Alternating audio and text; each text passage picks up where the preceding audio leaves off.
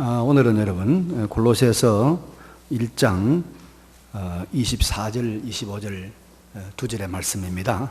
제목은 그의 몸된 교회를 위하여, 이런 제목입니다. 먼저 제가 여러분에게 한번 이런 질문을 해보겠습니다. 한번 스스로 생각을 해보십시오. 나는 교회를 어떤 단체라고 생각하는가? 여러분, 교회를 어떤 기관이라고 생각을 합니까? 외국에서 아마 타국사를 하는 사람들은 교회는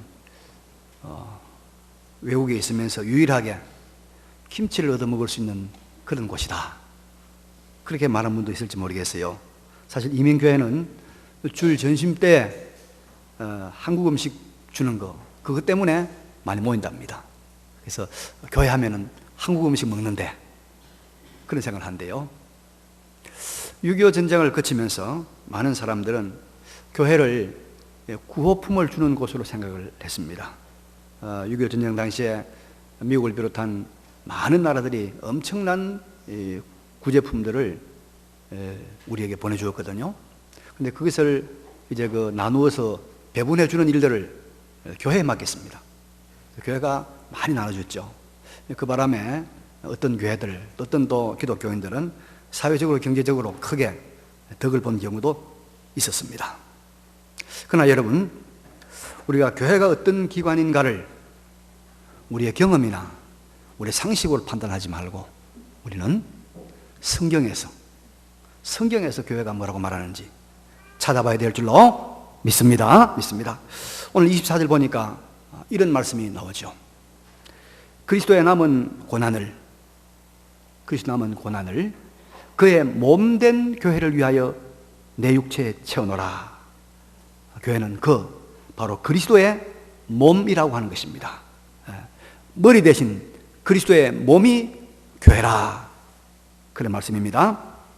하나님이시고 십자가에서 우리의 죄를 대속하는 속죄의 죽음을 죽으시고, 그리고 3일 만에 부활하시고 하늘에 오르셔서 지금도 하나님 보좌 우편에 앉아 계시고, 그리고 마지막에 역사의 종말에 산자와 죽은 자를 다 심판하러 오실 그 그리스도, 그 하나님이 그 그리스도의 몸이 되는 것이, 그 그리스도의 몸이 교회란 말이에요.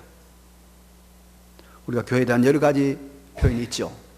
교회가 성령의 전이다, 또 교회가 예루살렘이다, 또 교회가 진리의 기둥과 터다, 또 그리스도의 신부다, 이런 여러 가지 표현이 있습니다만은 가장 본질적이고 가장 영광스러운 표현이 교회는 하나님 대신 그리스도의 몸이다, 믿으시기 바랍니다. 몸이다. 그럼 여러분, 왜 성령께서 그리스도와 교회와의 관계에 대해서 사람을 비유해서 그리스도를 머리, 교회를 몸이라고 이렇게 했을까요? 왜 사람의 육체를 가지고 비교했을까요? 그리스도는 머리고 몸은 교회다. 이것은 그리스도와 교회하고의 연합, 하나됨, 그것도 아주 밀접한 하나됨을 우리에게 가리키기 위한 것입니다. 여러분, 사람은 머리와 몸이 붙어 있어야 사람이죠. 머리와 몸이 떨어져 있으면 사람이 아닙니다. 그래서 그리스도와 교회는 붙어 있다는 것입니다. 하나로 움직인다는 것입니다. 여러분, 우리 사람의 모든 신경 길이를 합치면 75kg가 된답니다. 그러니까 한 200리가 되겠지. 200리, 그죠? 굉장히 있는데, 근데 이 75kg 우리 신경에 어느 한 부분이라도 고장이 나면 마비가 오고 통증이 오고 문제가 생기지 않습니까? 근데 사람의 몸에 피부라든지 자극이 들어오면 이 신경을 통해서 전달이 되는데, 그 전달되는 속도가 얼마냐? 시속 400km죠. 시속 400km. 시속 400km로 전달되는 거예요.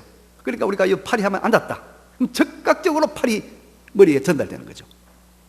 그만큼 빠르게 전달된다는 것입니다. 이렇게 교회와 그리스도는 밀접한 하나다, 이런 말입니다. 여러분, 이 가깝고 밀접할수록 정보 전달이 빠른 거 아시죠? 세상에서도 여러분, 정보를 누가 먼저 받느냐 하는 것은 그 사람이 얼마나 가깝느냐 하는 것에 척도가 되지 않습니까? 어떤 장관이, 어떤 공무원이 자기 근무한 그 부서의 소식을 뉴스를 통해 들었다. 그러면 그 사람은 그 회사에 곧 나와야 될 사람이야. 그 부서에 곧 잘릴 사람입니다. 그렇게 늦게 들으면, 그죠? 그래서 여러분, 교회는 그리스도의 몸이 되는 그리스도와 가장 밀접한 기관이므로 교회의 모든 일들, 슬픈 일, 아픈 일, 좋은 일, 나쁜 일, 모든 것들은 순간적으로 다 즉시로 그리스도에게 전달되는 줄로 믿습니다. 전달됩니다. 교회를 향하여 던진 말 한마디, 교회를 향하여 한 행동 하나하나가 다 순간적으로 즉시로 그리스도에게로 전달됩니다. 그래서 교회에게 한 것은 그리스도에게 한 것입니다, 여러분. 우리가 그리스도를 사랑합니까? 교회를 사랑하면 됩니다. 교회를 향한 헌신 봉사가 바로 그리스도에게 한 것이고, 교회를 향한 불순종, 배척, 권력은 바로 그리스도를 배척하고 그리스도를 권력한 것입니다, 여러분. 교회는 그리스도의 몸입니다.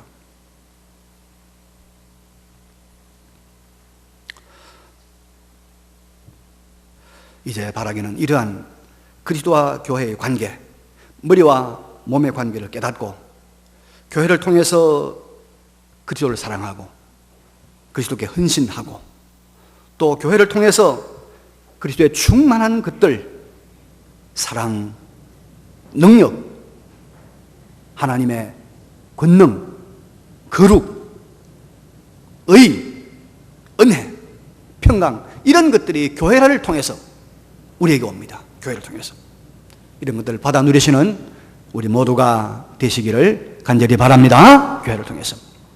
근데 여러분, 24절에 보니까 바울은 계속해서 이런 말을 하고 있죠. 나는 이제 너희를 위하여 받는 괴로움을 기뻐하고 그리스도의 남은 고난을 그의 몸된 교회를 위하여 내 육체에 채우노라. 그리스도의 몸이 되는 교회를 위하여 그리스도의 남은 고난을 자신의 육체에 채운다. 즉 그리스도의 남은 고난을 내가 받는다, 그런 말을 하고 있습니다. 여기 바울이 말하는 이 그리스도의 남은 고난은 그리스도가 받은 고난과 같은 성질의 고난이란 말이지, 이것이 그리스도가 우리의 구원을 위해서 아직까지 남겨놓은, 구원을 다 완성하지 못하고 남겨놓은 그런 고난이 있다, 그런 말은 아닙니다. 그리스도가 받은 고난과 같은 성격이다, 그런 말입니다. 자, 고난. 우리가 고난, 고생에 대해서 여러 가지 생각과 말들이 있죠. 고생, 고난. 좋아합니까? 고난, 고생을 좋아할 사람이 어디 있겠습니까? 저는요, 사람들이 과학과 문명과 기술을 발달시키는 가장 큰 이유가 뭐냐? 제가 볼 때는 고생하기 싫어서 그런 것 같아요. 고난 피하기 위해서 이런 거 발달하는 것 같아요. 여러분, 우리가 옛날에 밥해 먹을 때 얼마나 불편하고 얼마나 고생했습니까? 솥에다가 말이죠, 밥을 할 것 같으면 이 물을 붓고 그 다음에 또 이 불을 떼야 되잖아요. 불을 떼가 조금만 말 때면 밥이 타버리고 덜 때만 밥이 설고 다시 해야 되고 얼마나 힘들었습니까? 그 밥하다가 말이죠, 또 어디 가도 못하고 붙어 있어야 되고 참 불편하고 고생했습니다. 요즘 뭐가 나왔습니까? 전기밥솥, 압력밥솥 나와가지고 이제 시간 딱 맞춰놓으면은 뭐 가서 잠을 자고 어디 놀다 어디 딱 되면 되는 거예요. 얼마나 우리가 편한지 모릅니다. 이게 기계 문명이 발달할수록 우리 고생은 점점 줄어들죠, 그죠? 그렇습니다. 요즘 제가 보니까 수예배를 많이 안 나와요. 특별히 수명산에 사는 사람들 한 10분만 하면 오는데 안 나와요, 수요일. 근데 옛날 수요일, 금요일 좀 생각해 봤어요. 저는 교회 나갈 때 15, 16세 때 나갔는데, 아니 수요일 밤, 금요일 밤 가는데 2km를 밤에 걸어갑니다. 근데 가로등이 있습니까? 무슨 다른 차가 있습니까? 2km를 깜깜한 데 가야 되는 거예요. 또 와야 되는 거죠. 이 피로 갔다 이 피로 와야 되는데, 그런데 달빛이 있는 밤 같으면 여러분 달빛 보고 가면 돼요. 그런데 달빛도 없고 구름 낀 밤에 여러분 한번 걸어보십시오. 정말 옆에 사람 지나가도 모릅니다. 깜깜해요. 그래도 더듬어서. 그래서 지금은 얼마나 편해졌는지, 지금도 이제 그런 교회 가보니까 차가 있어가지고 다 차가 돌아가죠. 이 차가 이 발달을 하니까 얼마나 교회 생활이 편리한지 모르겠어요. 그래서 고생, 고난, 불필요론, 이게 세상을 바꿔놓았어요. 어쨌든 편리하게 살자. 고생 안 하고 살자. 그래서 점점 많은 기기 문명들이 발달하고 있는 거 아닙니까? 근데 여러분, 고생에 대해 이런 말도 있어요. 초년 고생은 사스도 한다. 이런 말도 해요. 고생은 유익한 것이니까 고생을 좀 하자는 것입니다. 그래서 남자는 군대를 가야 하고 여자는 아이를 낳아봐야 된다. 그런 말도 있어요. 그러면 여러분, 우리는 이 고생, 고난에 대해서 무슨 견해를 가져야 되겠습니까? 바울은 말합니다. 교회를 위한 고난, 그리스도의 남은 고난은 기쁘게 받으라는 것입니다. 과학과 기술과 문명을 발달시키고 개발하고 연구해서 얼마든지 편하게 안락하게 고생하지 않고 살 수 있으면 살아라는 것입니다. 그러나 교회를 위한 그리스도의 남은 고난, 교회를 위한 그리스도의 남은 고난은 회피하지 말고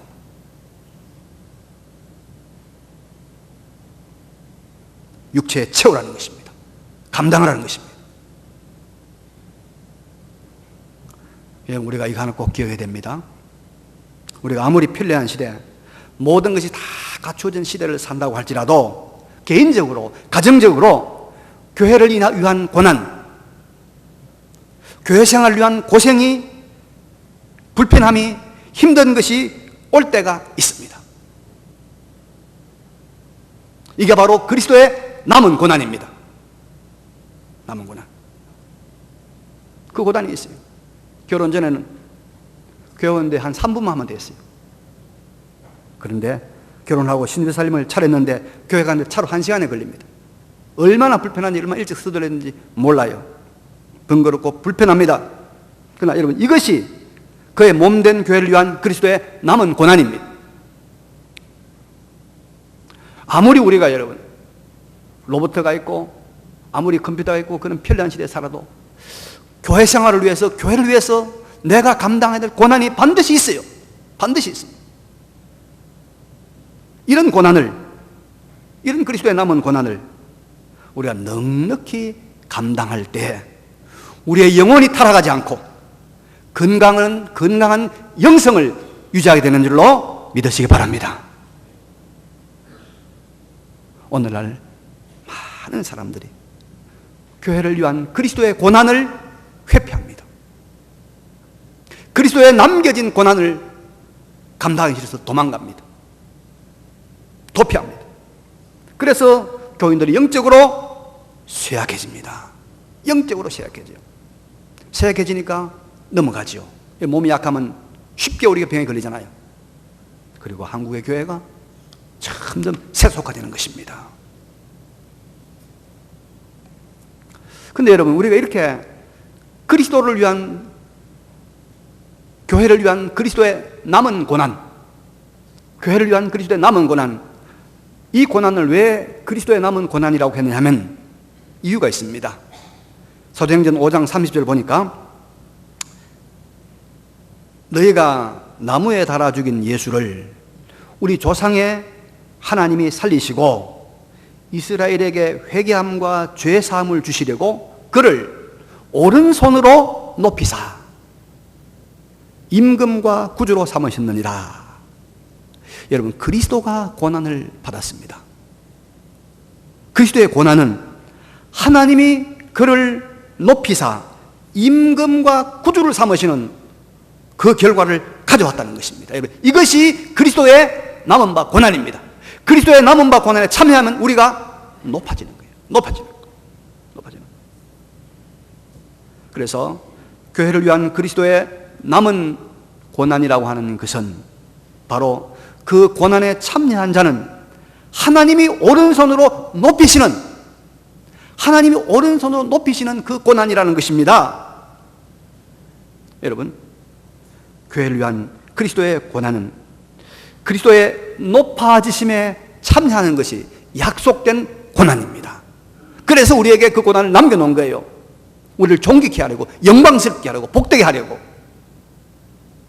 그래서 여러분, 이 그리스도의 남은 고난, 이 고생에 참여한 모든 사람들은 다 존귀와 영광을 받았습니다.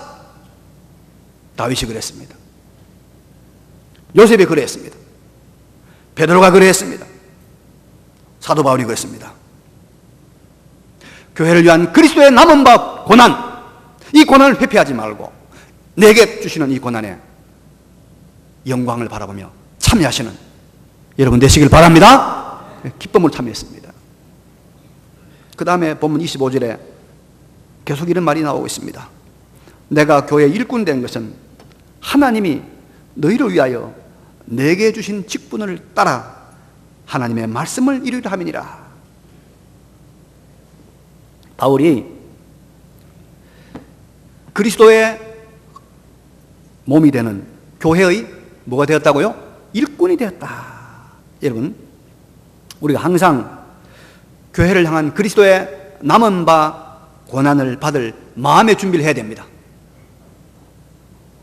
그리스도의 남은 바 그 고난, 그 준비를 함과 동시에 우리는 교회의 일꾼이 되어야 됩니다. 교회 일꾼. 사실 그리스도의 남은 바 고난, 남은 고난, 즉 하나님의 높이심과 하나님의 그 영광이 보장된 그 고난은 우리가 그리스도의 일꾼이 될 때 찾아오는 것입니다, 여러분. 예. 그리스도의 남은 고난, 지금은 고난스럽지만 언젠가는 우리에게 영광으로 그 결과가 나타난 그 고난은 우리가 그리스도의 교회의 일꾼이 될 때 찾아오는 거예요. 하나님의 일꾼에게 영광이 약속된 고난이 있다는 것입니다. 그러니까 여러분, 우리가 어찌하든지 하나님 교회 일꾼이 되려고 해야 됩니다. 일꾼이. 그래야 영광의 고난에 참여하는 사람이 됩니다. 그런데 대단히 유감스럽게도 오늘날 교회 일꾼은 없고 교회 구경꾼만 가득합니다. 구경. 하나님 우리에게 일꾼 되라고 합니다. 그래서 예배를 드리러 와야 되는데 예배를 구경하러 오면 안 되죠. 그래서 예배를 본단 말, 이것도 조금 우리가 좀 고쳐야 될 말이라고 생각이 들어요. 예. 우리가 여러분 하나님 앞에서 구경꾼 방관자가 되면 안 됩니다. 지금도 우리가 예배 참여해야 됩니다. 저와 여러분이 이 예배에 같이 참여해야 됩니다. 그리고 우리가 예배에 함께 하나님께 드리는 사람이 되어야 되지, 목사님은 설교하고 나는 그냥 구경하는 사람이다 이러면 안 됩니다. 저 여러분이 함께 예배를, 말씀을 듣고 우리가 또 말씀을 하는 가운데서 성령의 임재가 우리 가운데 함께 느껴지는 하나님의 은혜 시간 되시길 바랍니다. 데살로니가 후서 3장 11절에 이런 말씀이 있습니다. 우리가 들은즉 너희 가운데 게으르게 행하여 도무지 일하지 아니하고 일만 만들기만 하는 자들이 있다 하니 이런 자들에게 우리가 명하고 주 예수 그리스도 안에서 권하기를 조용히 일하여 자기 양식을 먹으라 하노라. 교회에서 자기 할 일 하라는 것입니다. 자기 할 일 해야 되는 거예요. 교회 일꾼입니다, 여러분. 우리는 어떤 일을 하든지 간에 일꾼이 되어야 됩니다. 구약의 에스더서를 보면 바벨론의 유대인들이 포로로 잡혀갔죠. 그 잡혀간 유대인들에게 이제 페르시아가 들어서고 아수에로 왕 때 아말렉의 후손인 이 못된 하만이라고 하는 이 재상이 나타나가지고 유대인을 전멸시키려고 하는 거예요. 유대인을 다 죽이기로 이렇게 모든 계획을 세웠습니다. 근데 이 일을 해결하는 길은 딱 한 가지, 가장 최고 권력자인 왕에게 가서 호소해야 되는데 왕에게 나갈 사람이 아무도 없습니다. 아무도 없습니다. 근데 참 다행스럽게도 이 아하수에로 왕의 왕비가 유다인 에스더입니다. 했습니다. 근데 에스더에게 그 증거를 했는데 에스더가 그 말 듣고 말합니다. 왕 앞에 나아가는 길이 없다는 거예요. 여기는 왕이 부르지 않는데 왕 앞에 나아가면 다 죽임을 당하는 거예요. 근데 왕이 나를 부른 지가 30일이 한 달이 지났다는 거예요. 내가 왕이 부르지 않는데 나가면 말도 못하고 그냥 죽임을 당하고 만다는 거예요. 그때 모르드게가 에스더에게 무슨 말 하는지 압니까? 참, 정말 기막힌 말입니다. 에스더에게 에스더 4장 14절에 이래 말합니다. 이때 네가 만일 잠잠하여 말이 없으면 유다인은 다른 데로 말미암아 노임과 구원을 얻으려니와 너와 내 아버지 집은 멸망하리라. 내가 왕후의 자리를 얻은 것이 이때를 위함이 아닌지 누가 알겠느냐. 내가 만일 이때 잠잠한 내가 이때 일꾼으로 나지 아니하면 유다인은 하나님의 언약 백성은 다른 데로 말미암아 노임과 구원을 얻으려니와 너와 내 아버지 집은 멸망하리라. 결국 에스더가 일꾼으로 나섰습니다. 그래서 에스더로 말미암아 유다인은 구원을 받아 불임절의 기원을 만들었죠. 그리고 에스더는 오늘까지 모든 하나님을 믿는 사람들에게 정말 존경받는 귀감이 되는 위대한 하나님의 인물이 되었습니다. 여러분, 하나님의 교회, 하나님의 구원운동은 하나님이 책임집니다. 어떤 사람을 동원하든지 어떤 일을 만들든지 하나님은 하나님의 백성과 하나님의 교회를 살려갑니다. 구원 역사를 이루어 가십니다. 그러나 이때 일꾼으로 나서야 될 사람들이 나서지 않고 회피하면 그와 그 집은 하나님 앞에 저주를 받습니다. 하나님의 구원의 자리에서, 하나님 축복의 자리에서 제외되는 것입니다. 하나님 일꾼 되시기 바랍니다. 하나님 일꾼 되시기 바랍니다. 하나님께서 맡기신 회피하지 마시기 바랍니다. 일꾼이 돼야 돼요. 네가 이때 잠잠하면 하나님은 다른 데로 말미암아 유다인을 구원할 것이다. 그러나 너와 내 집은 멸망하리라. 하나님의 일꾼으로서, 하나님의 종들로서 우리 앞에 주어진 그리스도의 남은 고난 잘 감당하시기를 바랍니다. 근데 하나님은 일꾼들을 향해서 명심해야 될 말씀을 25절에 하고 있습니다. 내가 교회 일꾼 된 것은 하나님이 너희를 위하여 내게 주신 직분을 따라 하나님의 말씀을 이루려 함이니라. 하나님의 말씀을 이루게 함이니라. 바울이 이 하나님 일꾼 된 것은 한 가지 이유와 목적이 있다는 것입니다. 바로 하나님의 말씀을 이루는 것입니다. 하나님의 말씀을 이루는 것. 여기 하나님의 말씀을 이룬다는 것은 사람이 자기의 뜻, 자기의 일을 이루는 것이 아니라 하나님의 복음을 온전히 전파하고 하나님의 나라를 이루는 것을 말하고 있습니다. 하나님의 말씀을 이룬다는 것은 하나님의 복음이 온전히 전파되고 하나님의 나라를 이루고 하는 것을 말하고 있습니다. 여러분, 우리는 하나님의 말씀이 이루어지는 것, 하나님의 나라를 이루기 위해서 일꾼도 되고 하나님의 나라를 이루기 위해 일꾼도 되고 하나님의 말씀을 이루기 위해서 내가 직분도 받고 권한도 받는 것입니다. 다른 야망이 있어서 복음의 일꾼 된 거 아니지 않습니까? 다른 비전이 있어서 우리가 복음의 일꾼 된 거 아닙니다. 오직 하나님의 말씀의 성취, 하나님의 나라가 이루어진 이 목적 때문에 우리가 직분 받고 우리가 하나님 앞에서 일꾼 되고 우리가 봉사하는 거 아닙니까?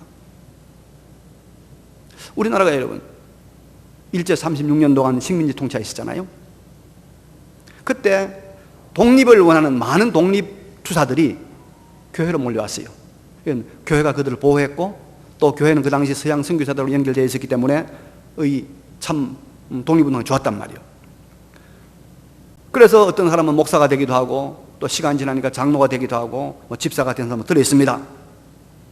저는 그래서 우리 초대 대통령 이승만 박사가, 이분이 감리교 장로인데 이분이 참 유명한 독립운동가 아닙니까?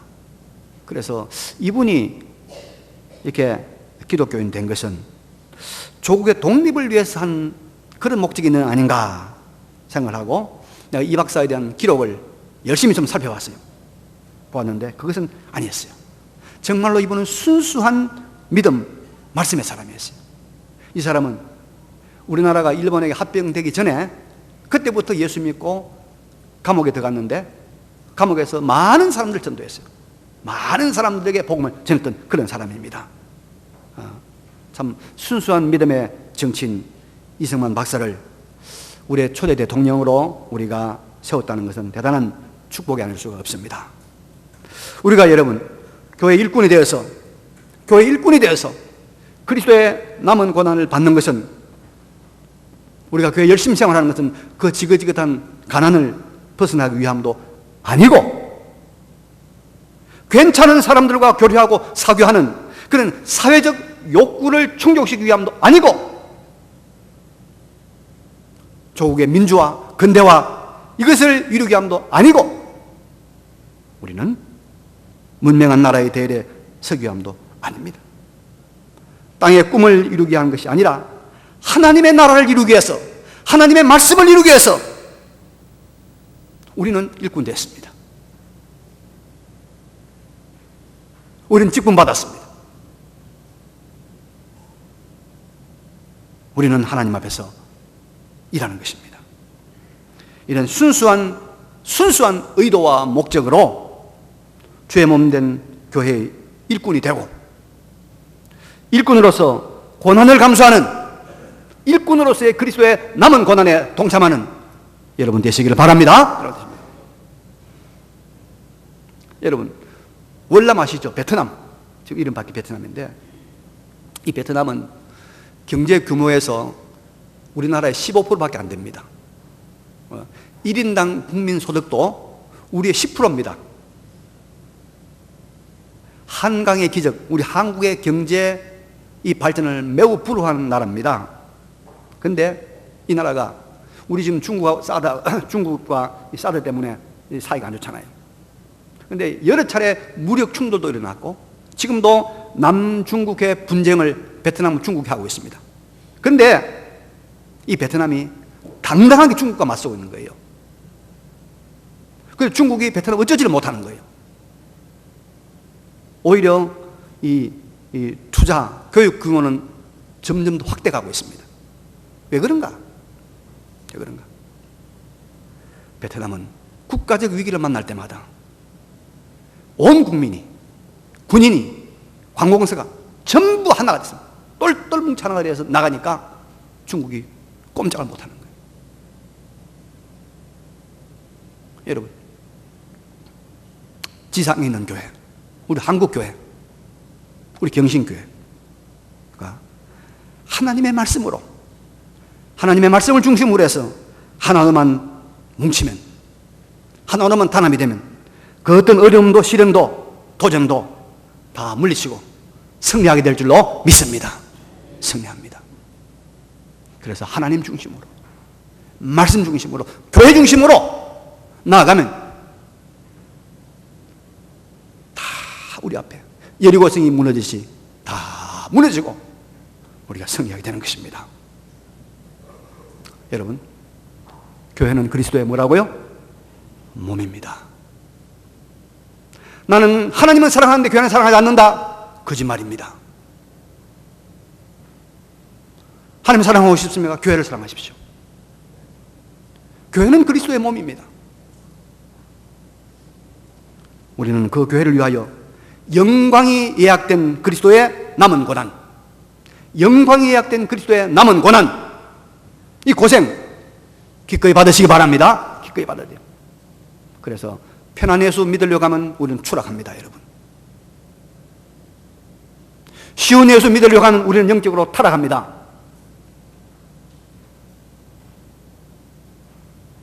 그 생각을 버리세요. 저는 여러분 생명을 전해주고 싶어요. 여러분에게 생명을 전해주고 싶어요. 살아계신 하나님을 전해주고 싶어요. 그리스도의 남은 고난 기꺼이 받으시기 바랍니다. 그리고 교회 일꾼이 되어서, 교회의 구경꾼이 아니고 교회의 일꾼이 되어서 순전한 마음으로 하나님의 나라를 이루어가야 합니다. 우리가 이 진리를 중심으로 한 마음으로 나아가면 우리 앞에 어떤 사단의 세력도, 어떤 악의 세력도 다 무너지고 말 것이고, 우리는 진정한 승리의 찬송을 힘차게 부르게 될 줄로 믿습니다.